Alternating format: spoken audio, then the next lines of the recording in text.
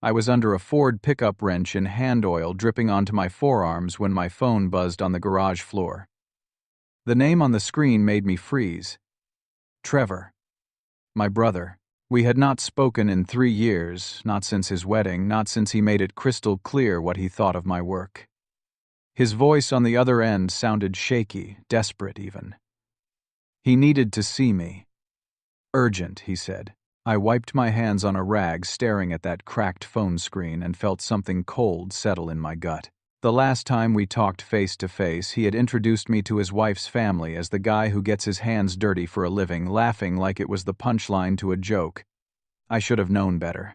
But blood is blood, right? Before we dive into how family loyalty can be tested in the cruelest ways, let me know where you are watching from in the comments below. Hit that like button and subscribe, because this story about respect, betrayal, and standing your ground is just getting started. Trevor and I grew up in the same house, but we might as well have lived in different worlds. He was 5 years older, the golden child who brought home report cards that made our parents beam with pride. I was the kid who spent hours in the driveway taking apart lawnmower engines just to see how they worked. Our father was a middle manager at an insurance company. Our mother a part-time bookkeeper. They were not rich, but they were comfortable, and they had plans. Big plans for Trevor. When Trevor got accepted into a prestigious business school, our parents threw a party. Friends, relatives, neighbors, everyone came to celebrate the future MBA graduate. I was 14 then, already spending my weekends at Old Man Henderson's garage down the street, learning to change brake pads and rotate tires. My father saw me come home with grease under my fingernails and shook his head like I had disappointed him somehow. No one threw parties for kids who liked working with their hands. By the time I turned 18, the divide was clear. Trevor graduated with honors, landed a job at a consulting firm in the city, wore expensive suits, and talked about market disruption and scalable business models. I enrolled in a technical program at the community college, learning everything I could about engines, transmissions, electrical systems. My parents sat me down one night, told me they were worried about my future. "Your brother is building something real," my father said. "What are you going to do, fix cars your whole life?" "Yes," I told him. "That is exactly what I am going to do." The disappointment in his eyes stayed with me for years. I spent the next 10 years working for other people's garages. I started as the lowest guy on the ladder, the one who swept floors and ran for coffee. But I learned. I watched master mechanics diagnose problems that stumped everyone else, saw how they treated customers with honesty, even when it cost them money. I saved every penny I could, living in a tiny apartment with second-hand furniture, driving a truck that was older than me. I had a goal. One day I would own my own place. 2 years ago, I made it happen. I found a small garage on the outskirts of town, a place that had been closed for 6 months after the previous owner retired. The building needed work. The equipment was outdated, but the price was something I could almost afford.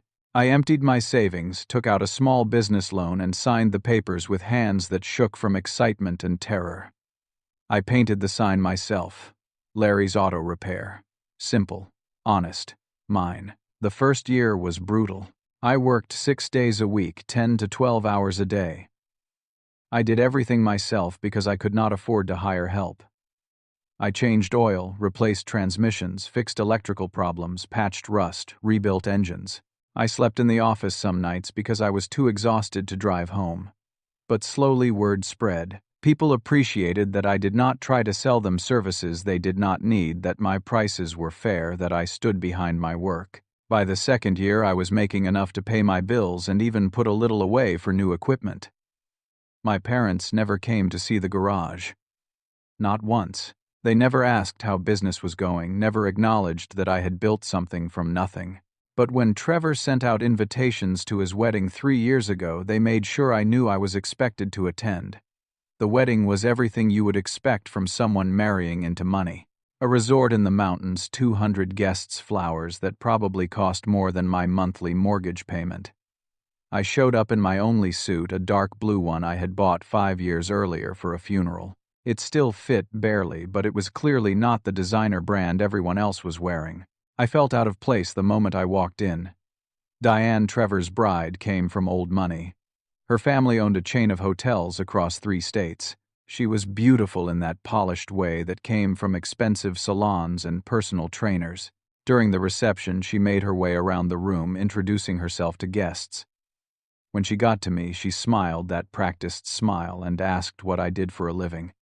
Before I could answer, Trevor appeared at her side. He had been drinking, his face flushed, his tie loosened. He put his arm around her waist and grinned at me. "He fixes cars," Trevor said, loud enough for the people nearby to hear. "Gets his hands dirty for a living." "Not like us corporate types, right?" Diane laughed, a delicate sound that felt like glass breaking. Her friends, standing close enough to hear, exchanged glances. One of them asked if I worked at a dealership. "No," Trevor answered for me. "He owns a little garage. Very blue collar, very authentic." I stood there holding a glass of cheap champagne they had set out for the lower-tier guests and felt my face burn. My mother was sitting at a table 10 feet away. She heard everything. She did not say a word, just looked down at her plate and changed the subject when someone asked her about me. My father, standing near the bar, actually nodded along when someone made a comment about how someone has to do those jobs right. Later that evening, Trevor cornered me near the coat check. He had an idea, he said. He was leaving the consulting firm, starting his own company, a tech startup, an app that would revolutionize local delivery services.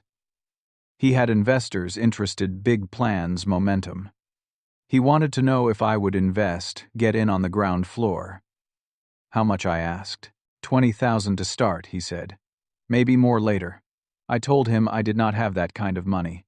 Every dollar I had was tied up in the garage in equipment in keeping the business afloat. He looked at me like I had just told him I could not read. "Of course," he said. "Blue-collar budget." "I get it. Just thought I would offer family first." I left the wedding early. I drove 2 hours back to my tiny apartment and sat in the dark wondering why I even bothered showing up. That was the last time I saw Trevor in person, until the phone call 3 years later. The coffee shop where Trevor wanted to meet was one of those trendy places with exposed brick and baristas who took themselves too seriously. I got there first, ordered plain black coffee, and sat in the back. When Trevor walked in, I almost did not recognize him. The polished businessman who had mocked me at his wedding was gone. This version of Trevor looked like he had not slept in days. His shirt was wrinkled, his hair uncombed, stubble covering his jaw. He had lost weight, his face gaunt and hollow. He spotted me, tried to smile, and failed. He ordered something complicated at the counter, hands shaking as he paid, then slid into the seat across from me. "Thanks for coming," he said.